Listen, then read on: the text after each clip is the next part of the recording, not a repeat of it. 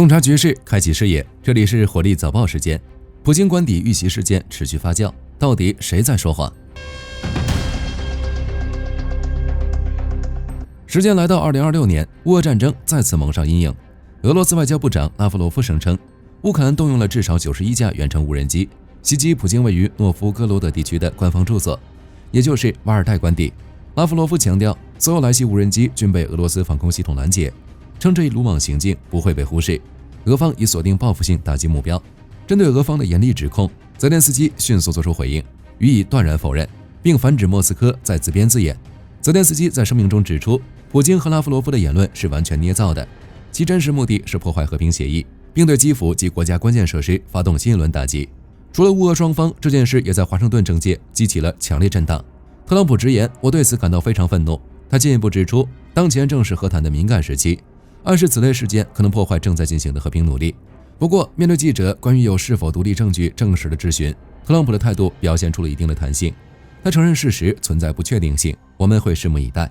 如果你们问是不是有可能袭击根本没发生，这当然有可能，但普京总统早上确实是这么告诉我的。内布拉斯加州的共和党议员唐培根公开对特朗普接受俄方说法的做法提出警告。他在社交平台上公开表示，普京是一个众所周知的大胆骗子。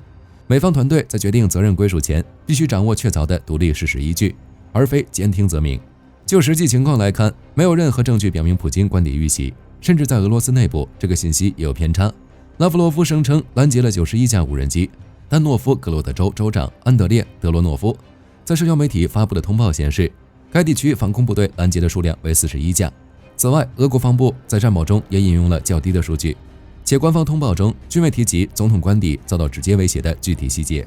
第三方独立证据目前仍处于真空状态，该地区受到全球多个监控卫星的严密覆盖，包括常用于定位火灾和打击后果的 NASA FARMS 系统。但目前没有任何公开的卫星图像或开源情报显示普京官邸及周边地区发生了交火或损毁痕迹。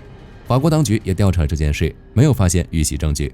此次争议发生的时机极为关键，任何关于袭击官邸的指控都足以成为打破脆弱外交平衡的导火索。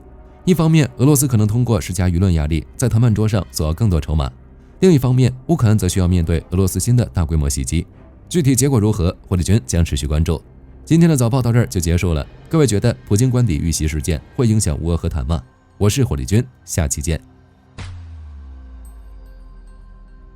好的，各位观众朋友们，我们频道一直在聊真实的军事资讯和武器装备，后台也经常有朋友问，有没有值得推荐的入门级模型？今天就和大家分享一款近期接触到的产品。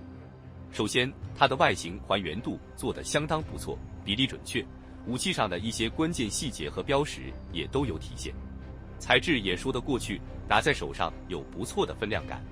其次，它具备一定的可动性，对于理解基础操作原理有一定帮助，让它不仅是个静态摆件。综合它的做工和可玩性来看，价格确实比较亲民。对于想入门模型收藏，或者单纯想在桌上贴一个摆件的朋友来说，是一个性价比很高的选择。商品链接已经给你们上了，感兴趣的朋友可以自行了解。